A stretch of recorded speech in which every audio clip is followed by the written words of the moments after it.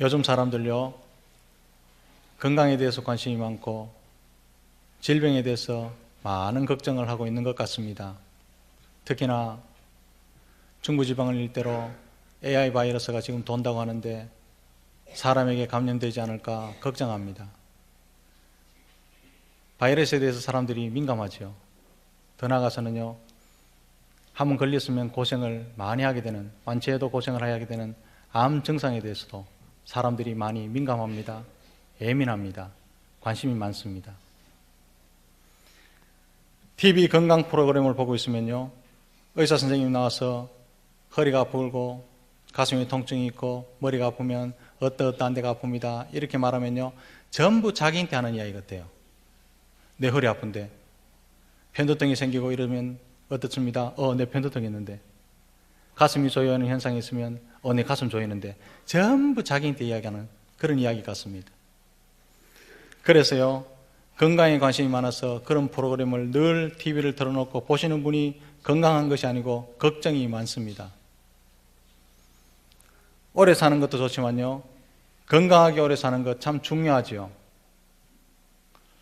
건강은 지켜야 합니다. 하나님께서 건강하게 태어나게 하시고 건강하게 살게 하셨으면 건강 지키는 것, 그것도 하나님께 영광을 돌릴 수 있는 길입니다. 너희 몸으로 하나님께 영광을 돌리게 하라. 건강을 돌보고 체력을 단련하고 몸을 깨끗하게 씻고 이런 것 전부가 하나님께 영광 돌리는 일이죠. 중요합니다. 그런 의미에서 건강에 관심을 기울이는 것은 의미가 있다라고 할 수 있겠습니다. 그런데요, 육신의 건강에 대해서는 그렇게도 민감하면서 영혼의 건강에 대해서는 너무 둔감한 세대가 오늘 이 세대가 아닌가 그렇게 생각을 해봅니다. TV에 의사 선생님들이 나와서 암 증상에 대해서, 바이러스 증상에 대해서, 또한 뇌질환에 대해서, 심장질환에 대해서 막 설명하면요, 전부 귀담아 듣고 자신의 지금의 상태와 관련 지으며 걱정하는 만큼 설교 시간에 하나님 말씀이 선포될 때 내 영혼의 증상이 이러한가 비교하고 있는지 한번 생각해 보자 이 말이죠. 건강에 대해서 의사 선생님들이 나와서 이렇습니다 저렇습니다 이렇게 진단하면요, 다 자기에게 적용해서 내 증상인데 이야기하지만 설교 시간에 이렇게 사십시오 이렇게 하십시오 이렇게 말하면요, 이거 김집사한테 하는 소리다, 저거 이집사한테 하는 소리다. 그리고 그나마 자기가 콕 찌르는 소리 하면요, 목사님 오늘 내 이야기 하네. 의사 선생님들 하는 이야기하고 목사가 설교하는 거하고는요, 적용 포인트가 달라요. 내 영혼이 정말 심각한 병이 들었다고 가슴을 치며 기도하는 사람 점점 줄어듭니다. 좋은 병은 1인실 잡아놓고 3박 4일 동안 입원하고 건강검진을 수백만 원 들이고 하는 사람 많습니다. 제가 알고 있기로도요, 몇십 명이 됩니다. 그런데 내 영혼이 병들었다, 기도원을 가서 금식해야 되겠다, 기도원을 가서요 금식하는 사람 아주 찾아보기 힘든 세상이 되었죠. 지금부터 십수년 전만 해도요, 기도원에 올라가려면 방을 예약해야 했습니다. 올라갑니다, 어느 교회 누구입니다 이런데요, 지금은요 언제 올라가도 방은 있습니다. 편안하죠. 예약 안 해도 되니까. 그 모습을 보면서 큰일이다. 인류병원에 병실에 방 잡아놓고 3박 4일 동안 입원해놓고 수백만 원 주고 건강진단 받는 사람은 있지만 영혼을 위해서, 영원히 사는 하나님 나라에서 하나님 면전에 서야 될 영혼을 위해서 3박 4일 동안 기도원에 올라가서 기도하는 사람 이렇게 줄어드는구나. 목사로서는요 걱정이 되죠. 휴태하면서 성경을 읽다가 어떤 구절 앞에 멈춰 서서 이 말씀이 나를 진단하고 있는 하나님의 음성이구나 라고 하면서 통곡하면서 땅을 치고 회개하는 사람 아주 드문 세상이 되었다, 드문 세대가 되었다 이 말입니다. 왜 그럴까요? 육신의 건강에 대해서는 관심이 많은데 영혼의 건강에 대해서는 왜 이렇게 대문대문해졌을까요? 이유야 많겠지만 근본적인 원인은 이렇습니다. 청산하지 못한 죄가 눌러붙어서 그렇습니다. 매일 자기를 돌아보고 매 순간 자기를 돌아보고 매일 회개하고 청산하고 깨끗한 심령을 가지고 있어야 되는데요, 바쁘면 기도 안 합니다. 뭐든 일어나고 친구를 만나고 밥은 먹고 할 일 다 하면서요, 하나님 면전에 서서 지은 죄를 회개하는 일 굉장히 둔감해합니다. 오늘 기도 못하면 내일 하지, 내일 기도 못하면 모레 하지. 이래 미루다가요, 올 1년 동안 지은 죄 12월 30일부터 다 회개하지. 이런 식으로요, 죄가 눌러붙어 있습니다. 눌러붙어 있는 죄는요, 청산하기도 정말 어렵습니다. 우리 양심이 눌러붙어 있는 죄로 말미암아 무덤덤해진다. 이 사실에 대해서요, 둔감합니다.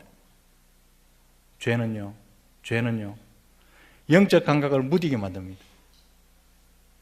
특히나 눌러붙어 있는 죄는 범죄에 대해서 민감하지 못하게 만든다는 엄청난 결과를 초래합니다.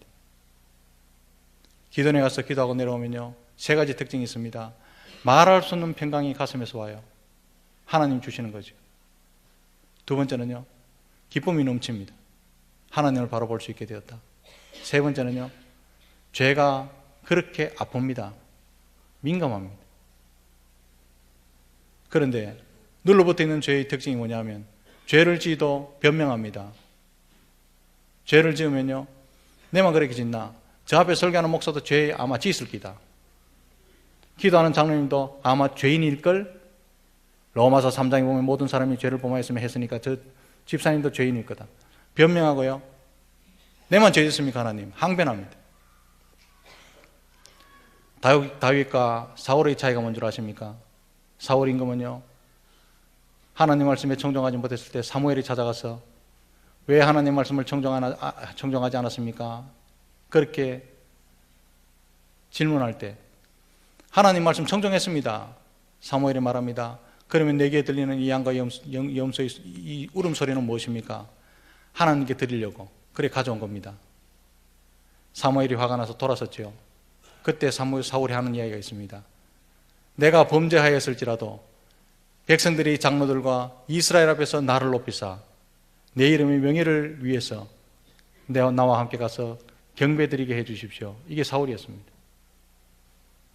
그러나 다윗은요, 죄를 지적하는 아무 힘없는 선지자 나단 앞에서 당신이 그 사람이라 노골적으로 이야기할 때 다윗은요, 아무 힘도 없는 나단 선지자 앞에 넙죽 엎드립니다. 이게요, 죽었던 사울과 살아난 다윗의 차이지요. 우리는 죄를 지적하면 김집사 이야기입니다. 이집사 이야기입니다. 또 내보고 이야기하네. 이 이야기가 왜 생기느냐 하면요, 죄가 눌러붙어서 그래요. 눌러붙어서 자신을 못 보게 하는 거, 하나님을 못 보게 하는 거죠. 이게 엄청난 결과를 초래하는 줄 우리는 모릅니다.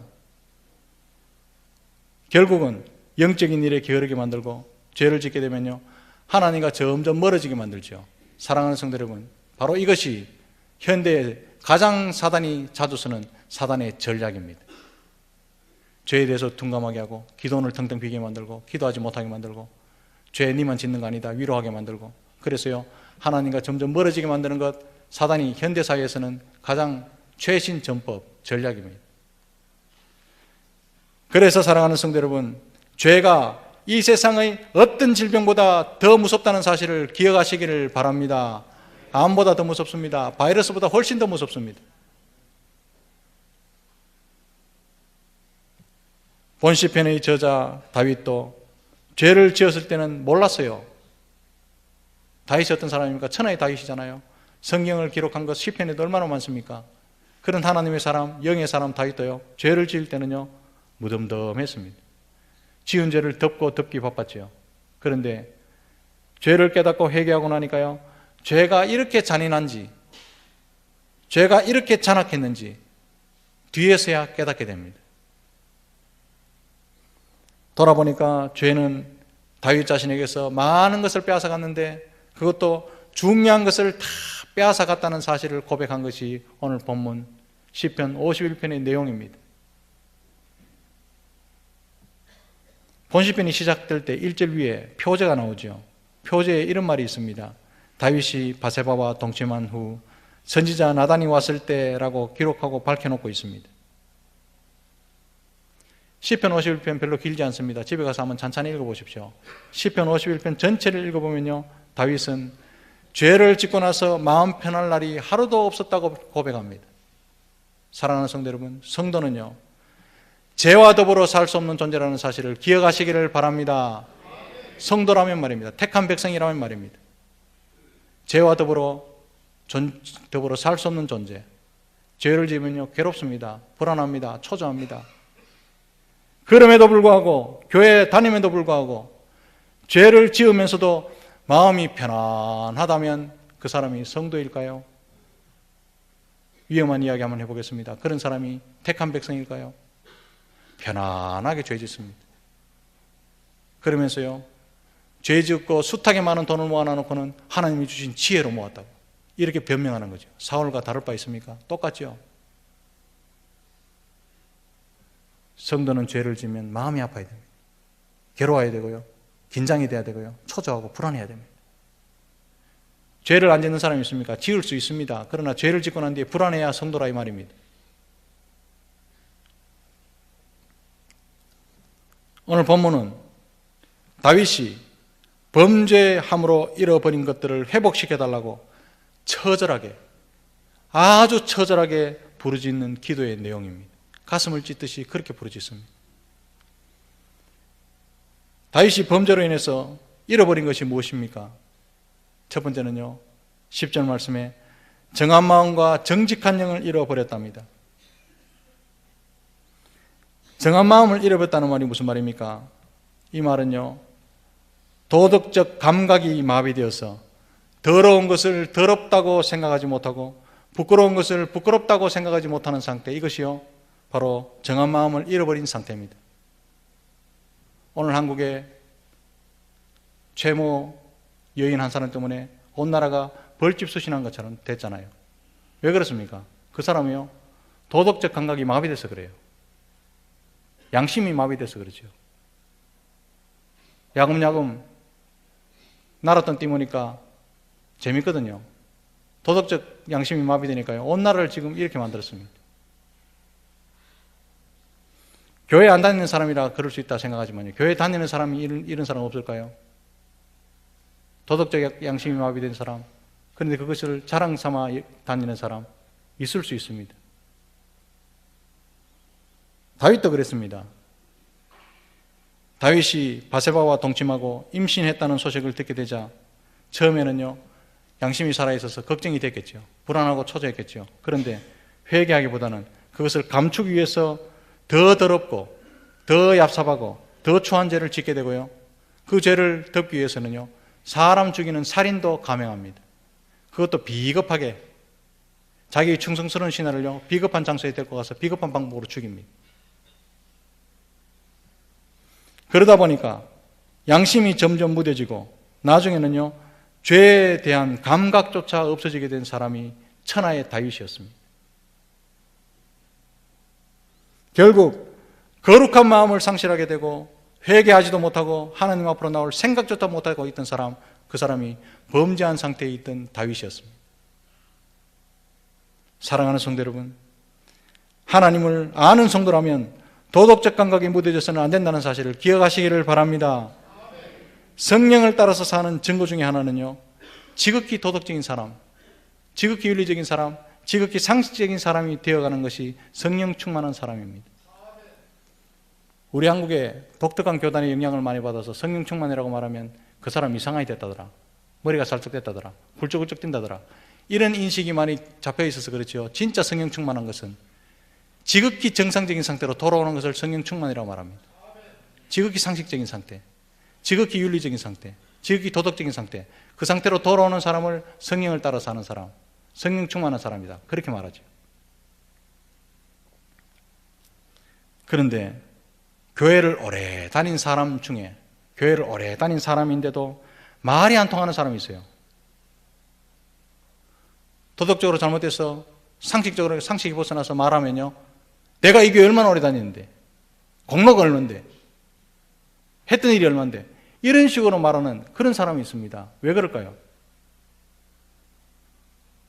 특권의식만 남아서 그렇습니다. 특권의식만. 오래전의 일입니다. 어느 새 가족이 목양실에 와서, 목사님, 발 마사지실에서 내가 상처받았습니다. 그러더라고요.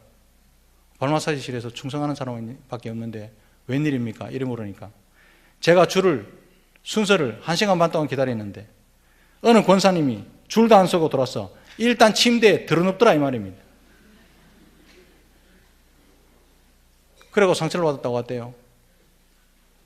그 소리를 들으면서 제가 성도가 지하철에서 자리가 생기면 의자에 앉으려고 성경책부터 집어 던지는 것과 똑같습니다. 그러면서요, 집사입니다. 권사님. 상식이 안 통하는데 그게 성도라고 할 수 있을까요? 상식이 안 통하는데. 그래서 저는요, 교회를 다니면 다닐수록, 연수가 높아지면 높아질수록 하나님 상식이 통하는 사람이 되게 해 주십시오라는 기도가 나옵니다. 정한 마음을 회복시키시고 정직한 영을 새롭게 해달라는 이 강구가 저와 여러분들이 기도가 되시기를 주님의 크신 이름으로 축복합니다. 이 사람이요, 이런 사람이 성령 안에서 사는 사람이고 늘 새롭게 사는 사람입니다. 두 번째로 다윗이 잃어버린 것이 무엇입니까? 성령의 동행하심을 잃어버렸습니다. 11절 말씀에 주님, 하나님, 성령을 거두지 마옵소서라고 처절하게 기도하죠. 처절한 기도입니다. 구약시대는 신약시대와 좀 다릅니다. 신약시대는요, 여호와 이름을 부르는 모든 사람에게 성령을 부으시지만 구약시대에는 하나님께서 사역의 필요를 따라서 주의 성신을 부으셨습니다. 왕, 제사장, 선지자 이런 사람에게 주의 성신을 부으셨죠. 자기에게 성령이 임하셨는데, 기름 부을 때 임하셨는데 하나님, 이 성령을 거두지 마십시오. 겁나서 떨면서 하는 기도입니다. 다윗이 왜 성령이 자기에게서 떠나는 것을 두려워했을까요? 답은 간단합니다. 그 이유는요, 자기 앞선 사울에게서 성령님이 떠났을 때 사울의 짐승 같은 형편을 똑바로 목격했기 때문이죠. 자신도 짐승 같은 사울이 될까 싶어서 겁이 났던 겁니다.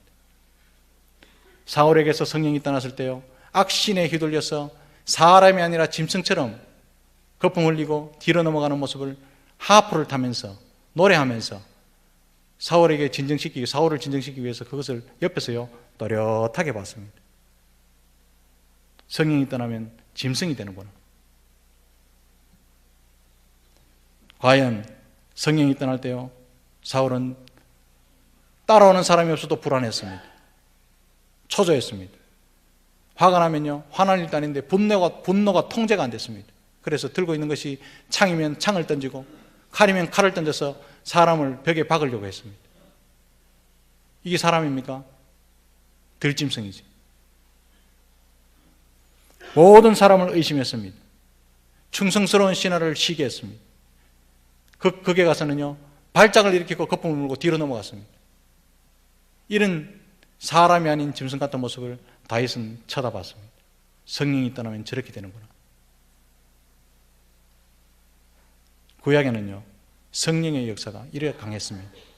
사사기서를 보면 힘센 장사 삼손이 나오죠. 주일학교 학생들이 물어봅니다. 삼손이 이미 어디서 나왔을까요? 머리카락에서요. 아닙니다. 어른은 그리 대답하면 안 됩니다. 삼손의 힘의 근원도 하나님의 영이었습니다. 사사기 13장 25절에 14장 19절에 15장 14절에 주의 영이 임하심에, 반대로 삼손이 힘을 잃었을 때 사사기 16장 20절에 이렇게 표현합니다. 여호와께서 이미 자기를 떠나신 줄 깨닫지 못하더라. 삼손의 힘의 능력은요, 머리카락이 아니라 하나님의 성신이었죠. 오늘날 우리에게 주시는 능력도 성령의 힘에서 나온다는 사실을 기억하시기를 바랍니다. 성령이 삼손을 떠나셨을 때 거대한 기계가 녹슨 채 멈추어 선 것과 똑같았습니다. 거대한 기계가 쓸모없이 녹슬어가지고. 성령이 충만하지 않으면 오늘날 성도도 이렇습니다.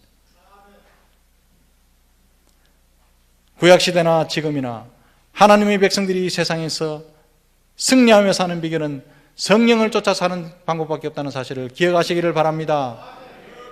물론 오늘날은요, 구약시대처럼 우리 속에 내주하시는 성령님이 떠나시는 일은 없습니다. 그러나 명심하십시오. 성령을 따라 행하지 않는 자의 형편은 구약시대의 사울의 그 형편과 다를 바 하나도 없습니다. 성령을 쫓아 살지 않으면요, 자기 욕심을 따라 짐승처럼 삽니다. 시기합니다. 질투합니다. 스스로 화나가 발작하고 넘어갑니다. 성령이 그러라 합니까? 성령은요, 평강의 신입니다. 편안을 주시죠. 용서의 신이죠. 묘락의 신이죠. 이 성령의 시대에도 육신의 소욕대로 사는 사람 얼마나 쉽게 쳐다봅니까? 그게 성도의 삶입니까? 세상적인 삶이죠. 지금도 성도라는 이름을 가지고 있으면서도 육체를 따라 사는 사람이 얼마나 많습니까? 우리 가운데는 성도라는 이름에 합당하게 육체를 따라 사는 사람이 한 사람도 없기를 주님의 이름으로 축복합니다. 사랑하는 성도 여러분, 성령을 따라 살게 해달라고 기도하는 저와 여러분들이 되시기를 주님의 크신 이름으로 축복합니다. 세 번째로, 다윗이 잃어버린 것은 구원의 즐거움을 잃어버렸다, 그렇게 말합니다. 12절 말씀에 구원의 즐거움을 회복시켜 주시고 자원하는 심령을 주시옵소서라고 처절하게 간구합니다. 이 기도가요, 오늘날 현대교회도 많이 일어납니다. 한순간의 작은 쾌락, 한순간의 달콤한 제 유혹에 빠져서 영원한 즐거움인 구원의 기쁨을 상실해버린 거죠. 한순간의 쾌락과 영원한 기쁨을 바꿔치기 한 거죠. 어리석은 사람이죠. 그리고 또 한 가지는요, 다윗이 기도하기를 구원의 즐거움과 자원하는 심령을 한 세트로 간구합니다. 이거요, 한 세트입니다. 구원의 즐거움이 있으면 자원하는 심령이 생긴다 이 말이죠. 구원의 즐거움이 있으면 교회 안 빠집니다. 구원의 즐거움이 살아있으면 결석했다고 교구 목사님이 일일이 전화하면서 오늘 왜 결석하셨습니까? 이 전화를 할 필요가 없어요. 구원의 즐거움이 있으면 교회 지각 안 합니다. 구원의 즐거움이 없어서 그렇죠. 구원의 즐거움이 상실했는지 안 됐는지 자기 스스로 몰라요. 그걸 모른다고. 자기 한번 겨우 교회 옵니다. 교회 나오기 싫은데 억지로 나옵니다. 왜 나옵니까? 천국은 가야 되겠거든. 구원의 즐거움이 없는 억지 같은 신앙생활. 이게요, 오늘날 21세기 모든 현대교회의 현주소입니다. 구원의 즐거움이 있으면 자원하는 심령이 생기고요, 구원하는 즐거움이 있으면 교회를 달게 맛있게 다닙니다. 교회는 오래 다녔는데 자원하는 심령이 없다면 문제 있는 신앙생활이거나 병든 신앙입니다. 연말이 되면요, 교사를 모집합니다. 교사를 할 만한 분에게 교사 좀 해주십시오. 안 한답니다. 교사는요, 이름도 없고 빚도 없고 힘들거든. 연세가 드신 분은 어쩔 수 없지만 발 마사지 봉사 좀 해주십시오. 안 한답니다. 밥은 맛있게 드시면서 설거지 좀 주방에서 해주시겠습니까? 안 한답니다. 이유가 뭔지 아십니까?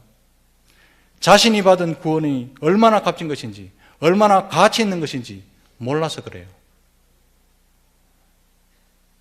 구원의 즐거움을 맛본 적이 없거나 잃어버렸거나 둘 중에 하나겠죠. 사랑하는 성도 여러분, 하나님께서 나를 사랑하고 계신다는 확신만 있으면 어떤 상황에서도 기뻐할 수 있을 줄 믿습니다. 다윗이 젊은 시절이 그랬습니다. 나라에서 가장 큰 권력자인 사울 왕에게 쫓기면서도 다윗은요, 노래했습니다. 즐거워했습니다. 왜 그렇습니까? 속에서 북받쳐 오르는 구원의 기쁨 억누를 수가 없었거든요. 쫓기면서도 노래합니다. 여호와는 나의 목자시니 부족함이 없으리로다. 노래합니다. 오늘 읽었던 시편 밑에 54편에 보면요, 자신이 그토록 믿었던 사람들이 다윗에게 다 등을 돌리고 배신합니다. 그때요, 다윗은 실망하거나 낙심하거나 좌절하거나 주저앉지 않습니다. 54편 6절 말씀에는 오히려요, 주의 이름에 내가 감사하오리니, 감사합니다. 왜 그랬을까요? 자기 속에는요, 구원의 즐거움이 끊임없이 샘솟아서 용솟음 치거든요. 구원의 기쁨이 있는 사람, 웬만한 어려움을 만나도 고난을 만나도 좌절하거나 낙심하지 않습니다. 힘들어하지 않습니다. 모든 여건에서 이기고 나오고 극복하고요, 승리할 줄로 믿습니다. 그런데 다윗, 지금 그 나라에서 최고의 자리에 올랐는데도 구원의 기쁨이 사라지고 자원하는 심령이 없어진 겁니다. 다윗의 열심이 얼마나 특심이었습니까? 전쟁에서 얼마나 혁혁한 공을 세우고 승리했습니까? 전쟁에 나가서요, 모든 전리품을 얻으면요, 전부 하나님의 곳간 안에, 하나님의 창고 안에 다 드렸습니다. 열심이 특심이죠. 그래도 아까운 줄 몰랐습니다. 그런데 범죄를 하고 나니까 그런 심령, 자원하는 마음이 사라져버린 겁니다. 하는 일마다 힘들고요, 전쟁이 지겹고요, 하나님께 예배드리는 것이 힘들어지는 거죠. 왜 그렇습니까? 범죄하고 나니까 그렇더라고요. 범죄하고 나니까. 그래서 하나님, 내가 은혜가 충만했을 때로 돌아가게 해 주십시오. 은혜가 충만했을 때로 돌아가게 해 주십시오. 절규하는 겁니다. 사랑하는 성도 여러분, 내가 처녀 때 얼마나 열심히 했는 줄 아십니까? 필요 없습니다. 내가 작년에 구역장 얼마나 열심히 했는 줄 압니까? 낙엽을 쓸고 다녔다 그러니까요. 필요 없습니다. 지금 은혜 안에 있는 것이 중요하다는 사실을 기억하시기를 바랍니다. 지금 은혜 안에 있지 못하면 그 사람이 불평, 불만, 낭망, 실망 다 따라옵니다.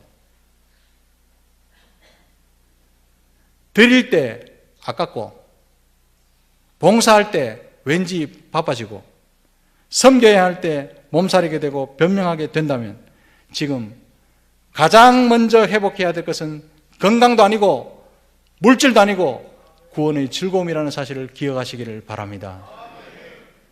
다윗의 이 기도를 교훈 삼아서 날마다 새롭게 하루하루를 살아가시는 저와 여러분들이 되시기를 주님의 크신 이름으로 축복합니다. 기도하겠습니다. 하나님, 은혜를 감사합니다.